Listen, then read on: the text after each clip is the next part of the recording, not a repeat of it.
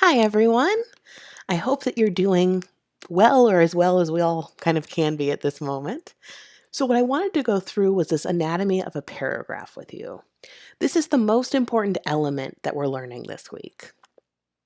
So, all paragraphs contain five things: an indentation, which is just that space, that blank space at the beginning of a paragraph.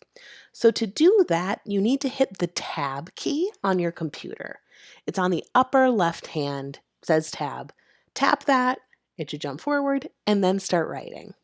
That's basically just a visual clue for the reader, so when I look at a paper, I can tell where those breaks are.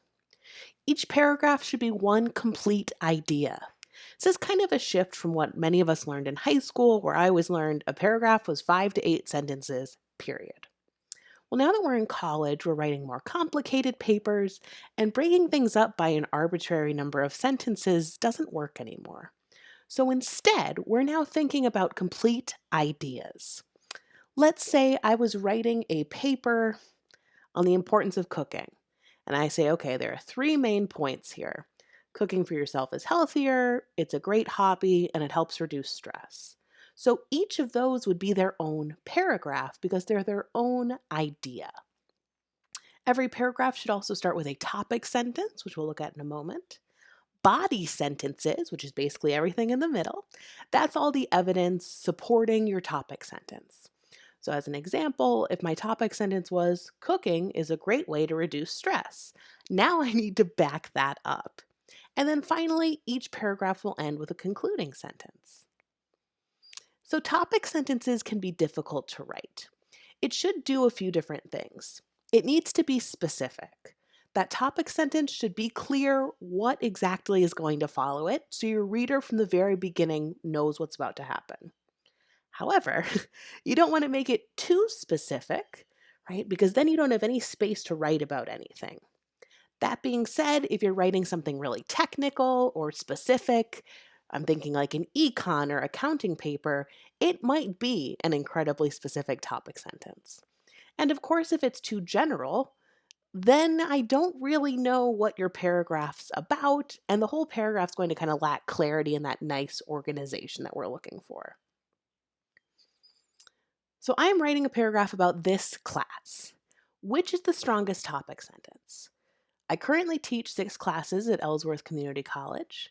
I currently teach a class called College Prep Writing 1. I currently teach many different classes. I currently teach English 60, which is called College Prep Writing 1, and it meets from 8:30 to 9:50 on Tuesdays and Thursdays. So, the one that jumps out to me as the strongest is the second option here. Right? It's specific. It tells me not just that I teach classes in general or that I teach many different classes.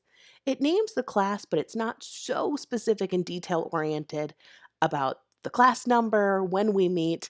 That could be in the paragraph itself, but I don't need all that information up top. So now I have my first sentence and I need to fill in the rest. So, what types of facts or observations could I put in this paragraph? I could explain the material that the class covers, right? What do we learn in this class? Who takes the class, right? Students at Ellsworth Community College. What are the class's learning goals? What's kind of the purpose here? Or how many times I've taught the class? You can probably think of a bunch of other options as well, right? Those body sentences are the meat of the paragraph. And then we want to close it off. So almost like making a sandwich, right? Topic sentence is the bread, the filling, meats, cheeses, vegetables, whatever, are the body sentences. And now we're closing it up with a closing sentence. So this can do one of two things. It can reiterate the topic sentence, kind of saying like, okay, just for the final time, if you missed it, this is what this paragraph was about. Or if you're writing a longer paper, it can provide a link into your next paragraph. So, as an example of that kind of topic I gave you before, I could say, I've enjoyed teaching college prep writing 1. This reiterates and kind of slightly expands upon the topic sentence. Or if I was writing a longer paper, I could say, while I have really enjoyed teaching college prep writing 1, I also enjoy teaching ESL courses.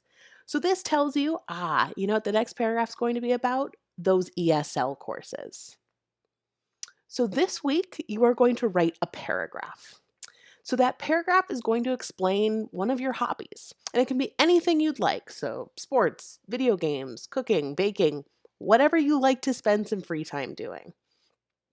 So, you need to write about your hobby as if the reader doesn't know anything about it. Imagine that I have never even heard of football, so I don't know the basics. So, you need to explain all of the pieces of your hobby. However, this should be based on your own experience. You don't need to worry about doing research about when your hobby was invented or famous people who do your hobby. Just tell me what you know about your hobby. You want to be sure that this paragraph is a complete idea and clearly explains your hobby. Just like our normal due date, this will be due Sunday, April 5th by 11:59 p.m. It's worth 100 points. And then what's going to happen here is you'll turn in your papers, you're going to get comments from me, and then you're going to revise this paper. And we'll talk about that revision process next week.